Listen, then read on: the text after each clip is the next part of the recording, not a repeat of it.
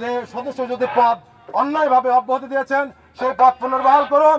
এই আটঘরিয়ার জনগণ, এই মাছপাড়ার সর্বস্তরের জনগণ আপনার সাথে থাকবে, দলের সাথে ছিল, দলের সাথেই থাকবে ইনশাআল্লাহ।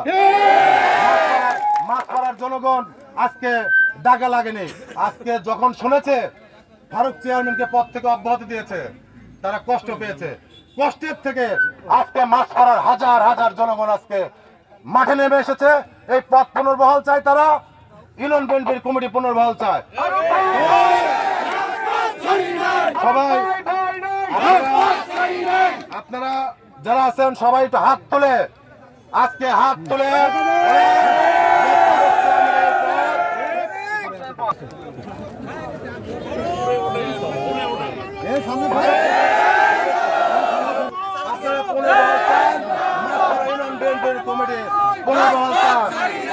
আগামী দিনে আমরা আমাদের নেতৃত্বে, বিএনপির নেতৃত্বে আমরা ঐক্যবদ্ধ থাকবো।